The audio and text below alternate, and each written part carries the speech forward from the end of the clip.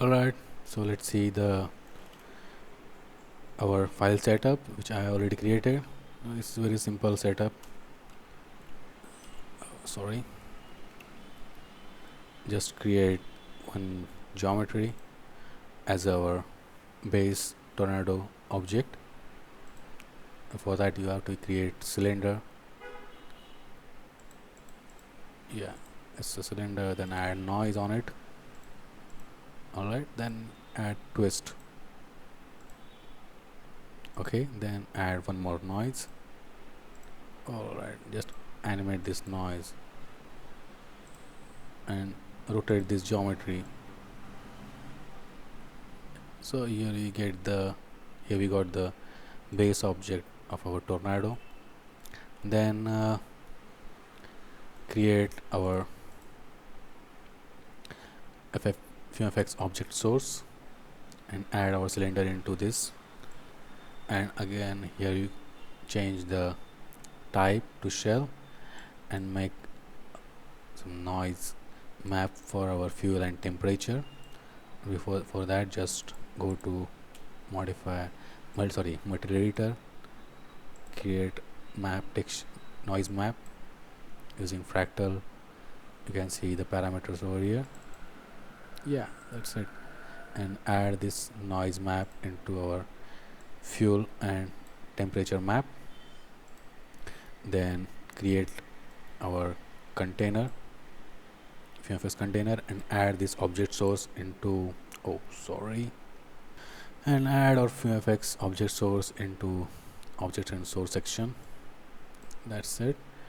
Here we are going to create one space arcs which is vertex.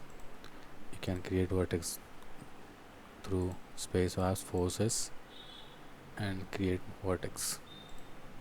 Alright, you can make some modification parameters like timing, then axial drop, orbital speed. Yeah, that's it. Then just add this vertex into objects and source section. Then go to general parameters. Here you have to change the spacing, the size of the container, and output range, output channels, and output path.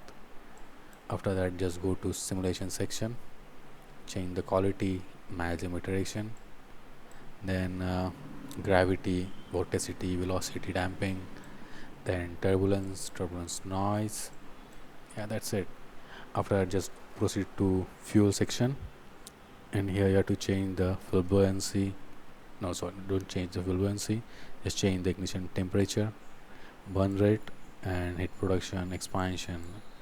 And then go to smoke section. Here you have to increase the dissipation density and dissipation strength, make it 10. Then after finish the simulation setup, just go to rendering and use the fire gradient which I have attached in my files folder. You can create your own gradient or you can use mine. Then go to smoke, change the smoke gradient and keep the opacity 1. That's it. Then go to illumination, add our spotlight which I have created, just to make multiplier 1.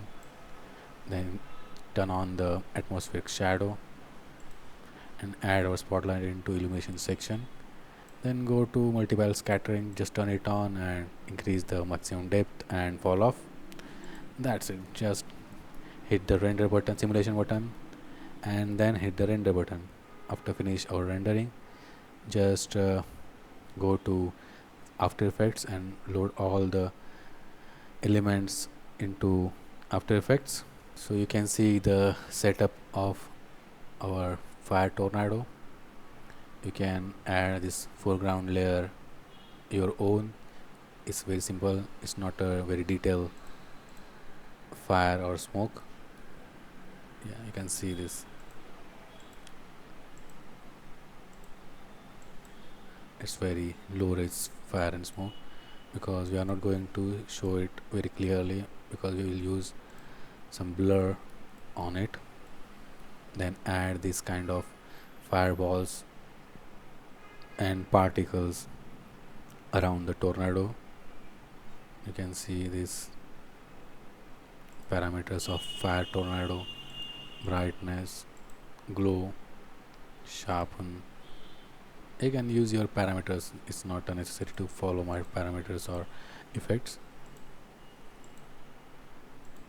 It's very simple. Then add fireballs on top of it and some embers like particles and all. That's it. And add some foreground fire. You can use background fire also, some smoke, environment smoke or something, some debris, dust and all, to make it more dynamic. Alright, then add some over the top, some color correction on it, which I use. Yeah, that's it. So here we got the or final tornado effect, fire tornado.